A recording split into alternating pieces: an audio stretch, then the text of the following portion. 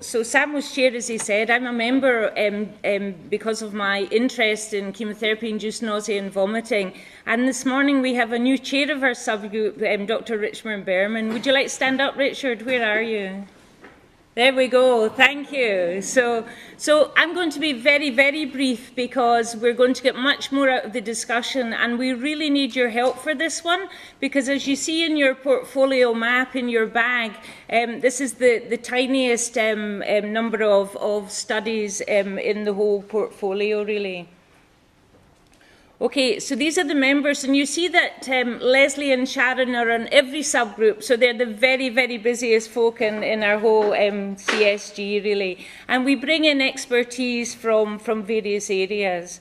But what I'm really here to say is that we're very, very fortunate today to have our first keynote speaker talking about late pelvic effects. So this fits nicely into the GI disorders subgroup, and that's in contrast to the GI NCRI group, which has millions, loads and loads of studies as well. We're really the supportive and palliative care and talking about disorders.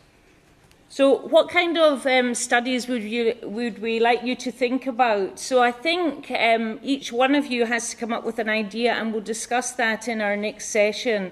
But we're talking about mucositis, chemotherapy-induced mucositis, radiotherapy-induced mucositis, but also end-of-life here as well.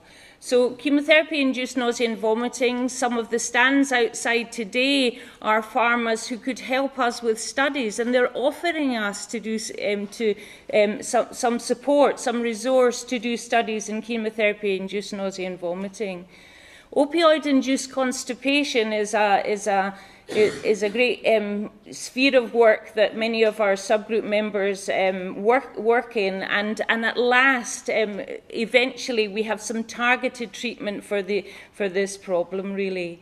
And of course, it's not just about GI cancers we're talking about. Many of the GI disorders come from for example, from ovarian cancer, from bowel obstruction, and ascites from various cancers as well. Cachexia we leave to Matthew's group, the rehab group, and as I said, Dr. John Stafford is going to tell us about pelvic GI late effects today. We also have a video, don't we, Sam? We have a video, a patient video, saying the importance of GI disorders because they are the most common disorders of both the underlying disease but also the side effects of treatment, as I said. They're also some of the most distressing disorders because it's your gut and because it's poo and because it's everything, but also they are unpleasant as well. So the video will touch on each of these aspects. Okay, so we've got some examples. You can see them in your portfolio map of what we're doing, which are on the portfolio, but most of our studies are not on the portfolio and need to be adopted, really, and they are our own studies. So we do portfolio studies, and we also do our own studies are where our subgroup members are the chief investigators, like Sam, in all these opioid-induced constipation studies. Just to say a bit about chemotherapy-induced nausea and vomiting, that it's still a huge problem. And this study was, we talk about many of our randomized trials being selected patients and not really about real-world studies. So we're into real-world studies. What do the patient think? And we did a market research study led by Elaine Lennon from UKONS, UK Oncology Nursing Society. And Sam's in this as well, and I helped. But the patients were asked, what do you think about nausea and vomiting? It's still a problem, and we think it's sorted, but that's because we don't really see patients that are at home when this happens.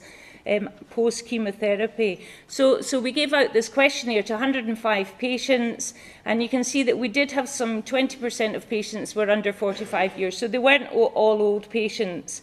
But look, only 44% of patients recalled starting anti-emetogenic, so anti-sickness therapy prior to chemo. So patients aren't really aware of what they're taking. And this bottom line here says, despite receiving antiemetics, 80% of patients experience nausea. So it's the delayed nausea that's the problem from this study. This is what patients are telling us. We need to raise awareness. I think that's what the patients are telling us. The patients are saying, well, that's the deal. We're expecting nausea, we're expecting vomiting, and nothing can be done anyway. So we have to do something with more studies, really, more research to raise awareness. 45% of patients who did this visual analog scale said they felt very, very bad. If you had nausea, how did it make you feel? Really rubbish.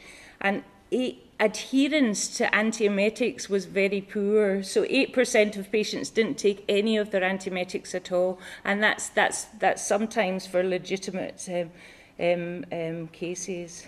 Okay, we have to monitor our side effects. We're doing mobile phone studies. There's all apps all over the place. So this is, you know, how many times does you open your bowels, and we have to not just monitor, but you have to have a clever nurse at the end of the line if there's something wrong with the patient. So we're monitoring all these patients, but we're only contacting patients when they kind of fall over the edge, when they've got red alerts here.